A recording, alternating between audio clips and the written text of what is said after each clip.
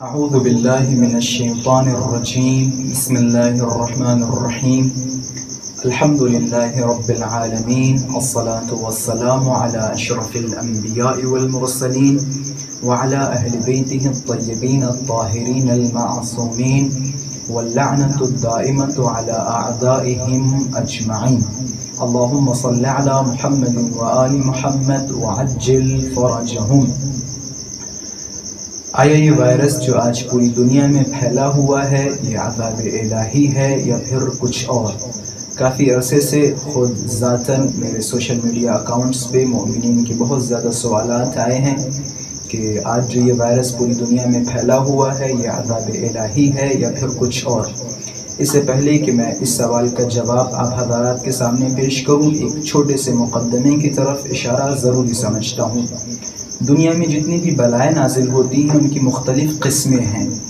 کبھی کبھی خداوند متعال کسی انسان پر بلا نازل کرتا ہے اس کے گناہوں کی وجہ سے یا اسے تعدیب کے لیے، اسے ادب سکھانے کے لیے، اور کبھی کبھی خداوند متعال ایک انسان پر بلا نازل کرتا ہے اس کے امتحان کے لیے، اس کی آزمائش کے لیے۔ اب ہم کیسے پتہ کریں جو بلا ہم پر نازل ہو رہی ہے یہ امتحان الہی ہے یا پھر میرے گناہوں کی سزا ہے، ہماری تعدیب کے لیے ہے؟ اس سوال کے جواب کے لیے حضرت امیر علیہ السلام کی مشہور و معروف حدیث کی طرف رجوع کریں گے کہ جس میں حضرت امیر المؤمنین علیہ السلام فرماتے ہیں ان البلاء للظالم ادب وللمؤمن امتحان۔ حضرت امیر المؤمنین علیہ السلام فرماتے ہیں یہی بلا جب کسی ظالم و جابر کے اوپر نازل ہوتی ہے تو وہ اس کی تعدیب کے لیے ہوتی ہے تاکہ خداوند متعال اس بلا کے ذریعے سے اسے تنبیہ کرے، اس سے کہے کہ ابھی بھی وقت ہے تم پلٹ سکو، یعنی خداوند متعال اس کے گناہوں کی وجہ سے اسے بلاؤں میں مبتلا کرتا ہے۔ اور کبھی کبھی یہی بلا جب کسی مؤمن کے اوپر نازل ہوتی ہے تو وہ اس کے امتحان کے لیے، اس کی آزمائش کے لیے خداوند متعال بلاؤں کو نازل کرتا ہے تاکہ مؤمن کے جس سے خدا پیار کرتا ہے اسے آزمائے، اس کا امتحان لے، امتحان لینے کے بعد خدا اس کے درجات کو بلند کرے۔ اب اس حدیث کے مطابق جو ہماری پہلی قسم ہے وہ یہ کہ جب بھی کسی ظالم کے اوپر بلا نازل ہو اس کے گناہوں کی وجہ سے تو وہ تعدیب کے لیے ہوتی ہے، ادب کے لیے ہوتی ہے، یعنی اس کے گناہوں کی سزا ہوتی ہے۔ اس حوالے سے قرآن مجید میں مختلف آیتیں ہیں کہ جن میں سے خداوند متعال قرآن مجید میں ارشاد فرماتا ہے کہ ہم انہیں آخرت کے عذاب سے پہلے اسی دنیا میں عذاب چکھائیں گے تاکہ وہ پلٹ سکیں، یعنی خداوند متعال تعدیباً ادب کے لیے اسی دنیا میں مختلف بلاؤں میں مبتلا کرتا ہے تاکہ وہ خداوند متعال کی طرف پلٹ سکیں، اپنے گناہوں سے باز آ سکیں۔ اسی طرح قرآن مجید میں خداوند متعال ارشاد فرماتا ہے کہ جو کچھ بھی تم پر نازل ہوتا ہے، جو کچھ تم پہ بلائیں آتی ہیں وہ تمہارے گناہوں کی وجہ سے آتی ہیں۔ تو خلاصہ اس حوالے سے بہت ساری قصات، بہت ساری حدیثیں اور قرآن مجید میں بہت ساری جگہوں پر خداوند متعال نے اس مسئلے پر اشارہ کیا ہے۔ جو ہماری دوسری قسم ہے وہ یہ کہ کبھی کبھی خداوند متعال کسی بندے پر بلاؤں کو نازل کرتا ہے تاکہ اس کا امتحان لے، اور جیسا کہ حضرت امیر المؤمنین علیہ السلام نے فرمایا کہ خداوند متعال وہ بندہ کہ جسے خدا پسند کرتا ہے، یعنی بندہ مومن کو اسی دنیا میں مختلف بلاؤں میں مبتلا کرتا ہے تاکہ اس بندے مومن کا امتحان لے سکے۔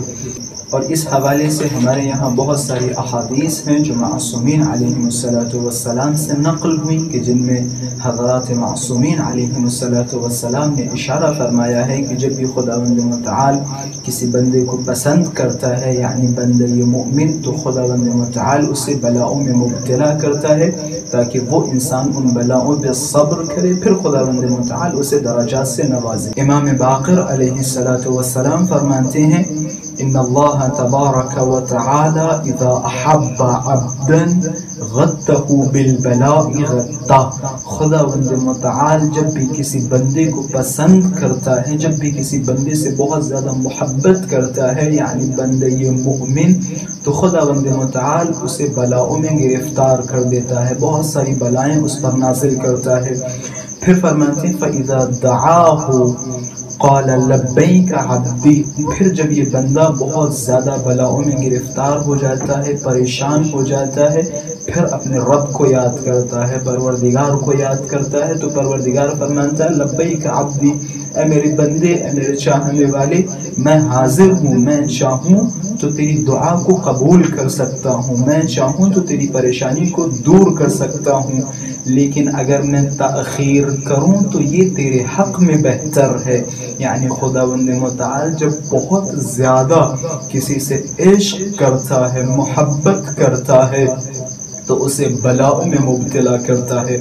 جب وہ بندہ بہت زیادہ پریشان ہو جاتا ہے، اپنے خدا کو بلاتا ہے، تو خدا کہتا ہے میں چاہوں تو تیری بلا کو تجھ سے دور کر دوں، لیکن اگر تم اسی بلا پہ باقی رہو اور اس پہ صبر کرو تو یہ تمہارے حق میں بہت اچھا ہوگا، بہتر ہوگا۔ پھر اسی طرح امام صادق علیہ السلام فرماتے ہیں المؤمن لا يمضي عليه 40 لیلہ، فرماتے ہیں مومن 40 شب نہیں گزرتی مگر یہ کہ ان 40 شب کے اندر اس مومن پر کوئی نہ کوئی بلا ضرور نازل ہوتی ہے، کسی نہ کسی بلا میں مبتلا ہوتا ہے، پھر اس کے بعد اپنے خداوند متعال کو یاد کرتا ہے، استغفار کرتا ہے، صبر کرتا ہے، تحمل کرتا ہے، اور خداوند متعال کو وہ افراد جو بہت زیادہ صبر کرتے ہیں،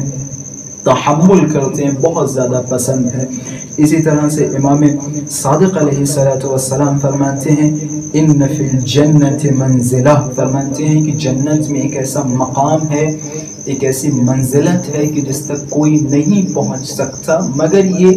وہ انسان کہ جو دنیا میں بہت ساری بلاؤں میں مبتلا ہوا ہو اور ان بلاؤں پہ صبر کیا ہو۔ تو خلاصہ کلام یہ ہے کہ مؤمن کی علامتوں میں سے ایک علامت یہ ہے کہ خداوند متعال مؤمن کو آزماتا ہے، امتحان لیتا ہے، بلاؤں کے ذریعے سے بہت ساری بلائیں اس بندے مومن پہ نازل کرتا ہے۔ اب جو سوال ہمارے بہت سارے دوستان نے میری خدمت میں پیش کیا وہ سوال یہ تھا کہ آج یہ جو وائرس کووڈ-19 کورونا وائرس پوری دنیا میں پھیلا ہوا ہے یہ عذاب الہی ہے یا امتحان الہی؟ اب ہم ان تمام مقدمات کو مد نظر رکھتے ہوئے یہ کہہ سکتے ہیں یعنی یہی وائرس جو آج پوری دنیا میں پھیلا ہوا ہے وہ افراد جو ظالم و جابر ہیں، وہ افراد جو گنہگار ہیں، وہ افراد کہ جن میں تکبر ہے، ان افراد کے لیے عذاب الہی ہے، اور یہی وائرس وہ افراد جو مؤمن ہیں، منتقی ہیں، پرہیزگار ہیں، ان کے لیے امتحان الہی ہے۔ مؤمنین کا فی الحال سب سے بڑا فریضہ یہ ہے کہ وہ فی الحال اس ماحول میں، اس سچویشن میں صبر کریں، تحمل کریں، خداوند متعال کی بارگاہ میں کھڑے ہوں، خداوند متعال کا شکر ادا کریں تاکہ خداوند متعال ہمارے صبر، ہمارے تحمل اور ہمارے اس شکر کے ذریعے سے اس وبا کو اس پوری دنیا سے دور کر سکے۔ پروردگار متعال کی بارگاہ میں دعا ہے پروردگارہ جہاں کہیں بھی یہ وائرس پھیلا ہوا ہے پوری دنیا سے اس وائرس کو تمام فرما اور تمام انسانیت کی حفاظت فرما۔